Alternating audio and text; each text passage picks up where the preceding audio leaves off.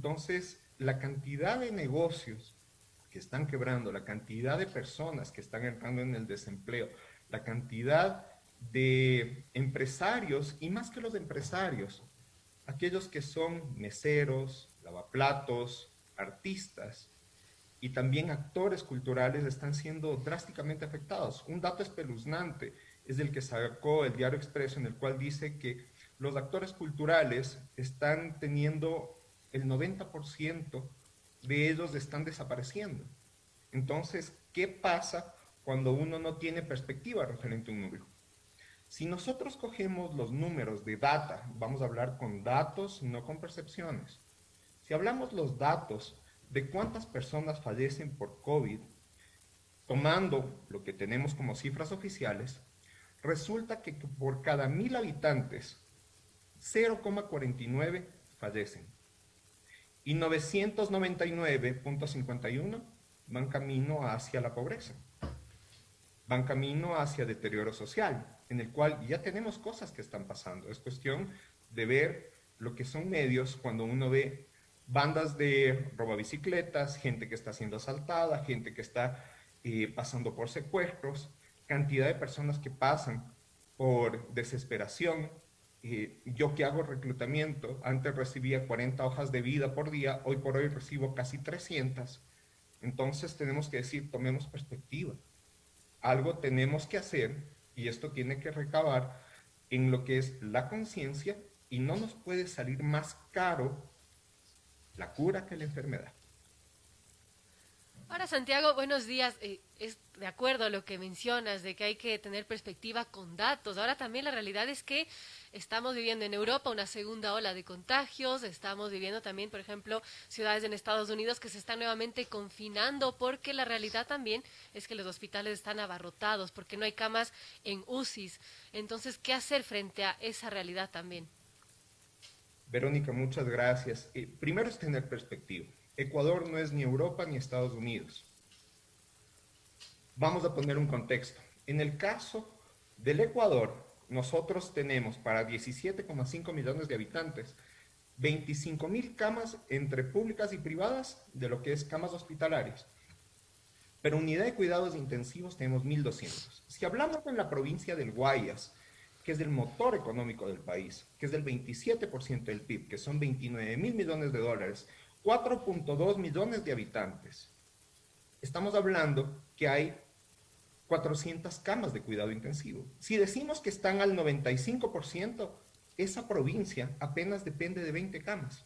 Aquí nace dos reacciones. Una, o no hay cama para tanta gente si nos vamos a fijar en el miedo, o la otra es decir, disculpen, dependemos la actividad económica y la calidad de vida de 4.2 millones de personas de 20 camas.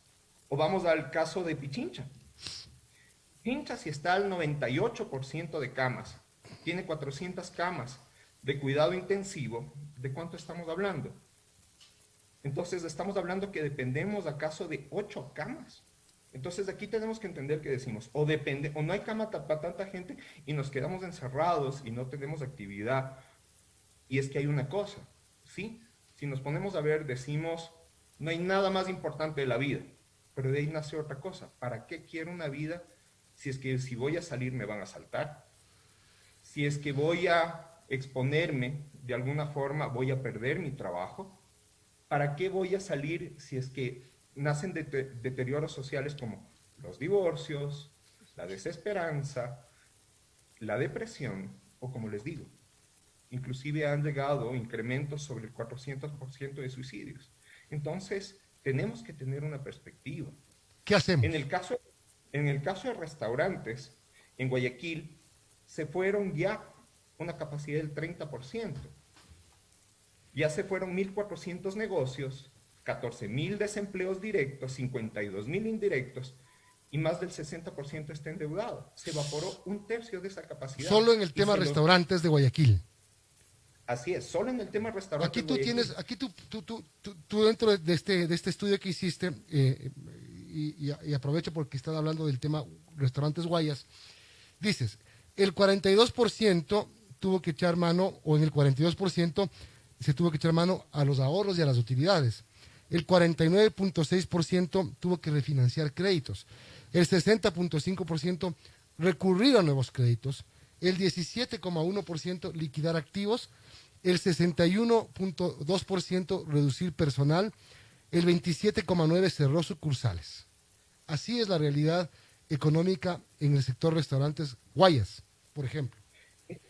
Milton, y no solo es del sector restaurantes Guayas, también es Pichincha. No, sí, Y claro, sin también es duda. y también es el sector cultural. Te pongo un ejemplo. Esto de aquí está empezando a generar una oleada, porque, te pongo un ejemplo, el sector cultural de Manabí o de Loja dicen, oigan, el arte no contagia. Y aquí inclusive lo que me preocupa es que las autoridades seccionales están arrogándose funciones que van más allá de sus competencias. Uh-huh. Voy a poner un ejemplo. La restricción de lo que es venta de distintos tipos de productos, como lo que es bebidas, no le compete a un municipio. O decir, tú no trabajas, como es el caso de artistas, tampoco les compete. Inclusive estamos violando derechos humanos, que es que las personas seamos iguales y que tengamos derecho al trabajo. Entonces, hemos definido quién es prioritario, quién es esencial de quién no es esencial. Todos tenemos que producir y trabajar. No somos Europa, no somos ni siquiera Perú, que tiene un nivel de ahorro que permite que las empresas se reactiven. En el caso ecuatoriano, se ha generado maravillas para poder seguir adelante. Y hay que entender que el ¿Cuál es la presupuesto salida, general, Santiago? La salida es liberar todo, no haya foros, no haya horarios, vengan los espectáculos públicos, vuelva la gente a los estadios. Milton, lo importante es generar conciencia individual. Pasar para entender que esto no va a ser un tema de COVID-19, va a ser un tema de COVID-19, 21, 23, ¿y qué va a pasar con el resto de gente? Entonces hay que entender que todo pasa por la fase de conciencia. Campañas como lo que es generar el miedo no va de la mano, más vale es un tema de cómo generamos conciencia, cómo somos parte de la solución, cómo somos parte de que sigamos generando esto. Si queremos más unidades de cuidado intensivo, ¿cómo se genera? A partir de, si es que necesitamos como país más unidades de cuidado intensivo, esto tiene que venir a partir Uh-huh. del presupuesto general del Estado, que se origina a partir del movimiento económico, y si es que tú restringes el movimiento económico, se restringe la venta, se restringen los impuestos, se restringe el presupuesto, entonces ¿dónde va a acabar? No va a poder suplir. Y lastimosamente se está controlando donde es la gente que tiene más acceso a la salud. Vamos a poner un ejemplo. En el tema de camas de unidad de cuidado intensivo, la pirámide poblacional del país dice que la gente que tiene acceso a la medicina privada es del 13%, mientras la gente que tiene medicina pública, acceso a medicina pública es del 86%. 2,3 millones de habitantes contra 15,2. Pero la gente que es más vulnerable es aquella gente de segmentos socioeconómicos más bajos. Que es la En que el más ha cual muerto, además, que la que más es, ha sufrido porque por la falta de atención, por la falta de acceso y por sus así mismas es, condiciones físicas más vulnerables. tiene 4 veces menos acceso al Ajá. sector de salud.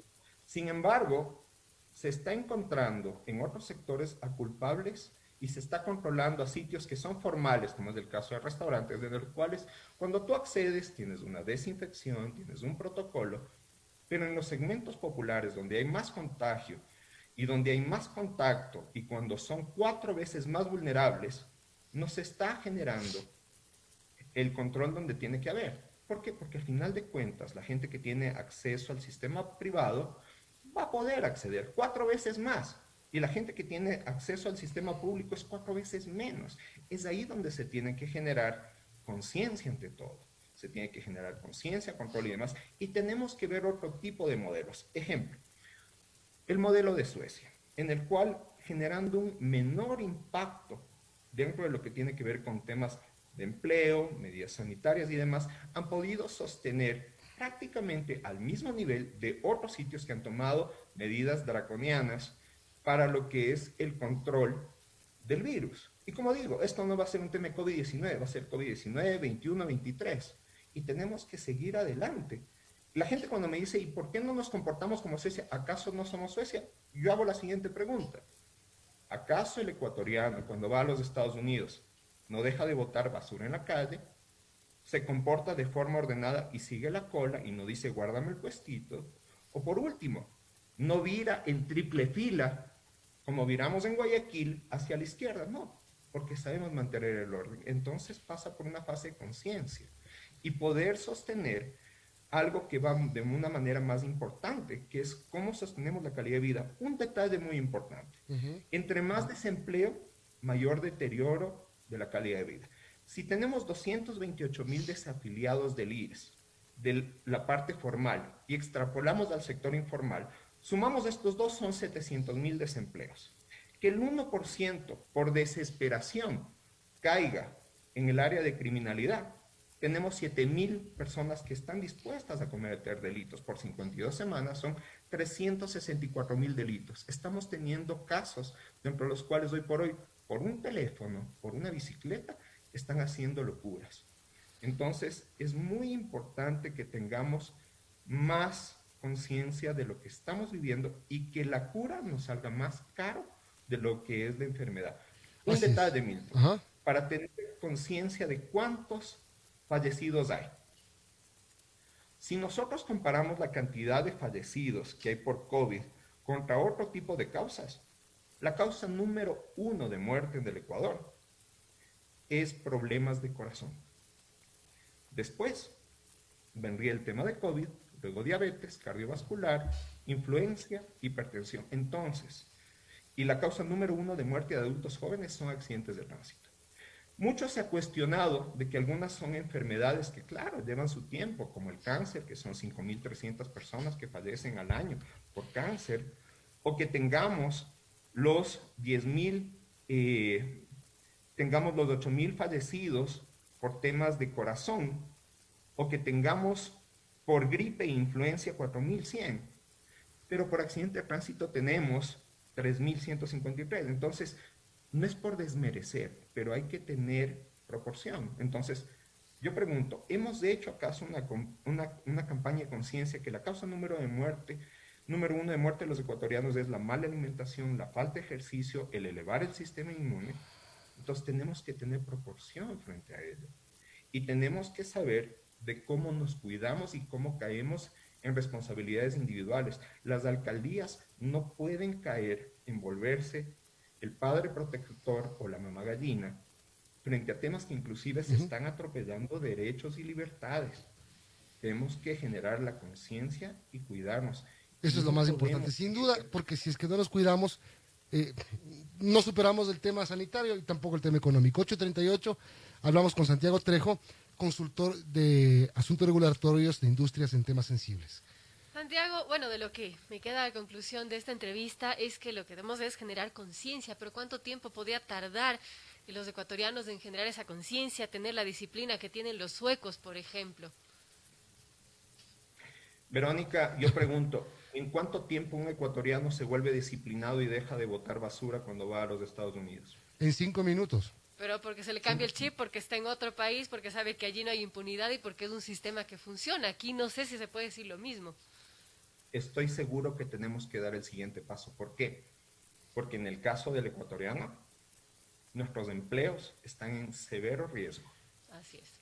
Muchos de nosotros tenemos menos de 3 meses de oxígeno económico para seguir adelante. Y estamos obligados a tomar responsabilidad de quiénes somos, qué hacemos, cómo sostenemos la fuente de ingreso de nuestros empleos, de nuestras familias, cómo vamos para hacia adelante y cómo pedimos que las autoridades tomen medidas correctas en base a data. Me preocupa de forma severa que las medidas tengan un fin de tipo político y generar popularidad. Entonces, las cosas tienen que ser manejadas con conciencia. La población tiene que tomar realmente un nivel de participación frente a esto porque nos estamos jugando algo que va mucho más adelante, que es nuestra libertad, nuestra calidad de vida, el poder sostener nuestros ingresos, nuestros empleos. No es un tema de la vida o la muerte, no. Les digo, a mí lo que me conmovió es tener 3 amigos que se han suicidado, que dicen, ¿para qué quiero esta vida si no tengo trabajo, si no accedo a empleo, si es que quebré, si me divorcié? Y si es que esto no va a ser solo COVID-19. sino también va a ser COVID-21-23. Entonces es indispensable generar esa conciencia, ir hacia adelante y permitir que todos salgamos hacia adelante. El área de restaurantes, el área cultural, todas las áreas. No hay sectores esenciales y menos esenciales. Todos tenemos derecho a prosperar, a cuidarnos y a cuidar a nuestras familias. Me quedo con eso, que nada más que preguntar.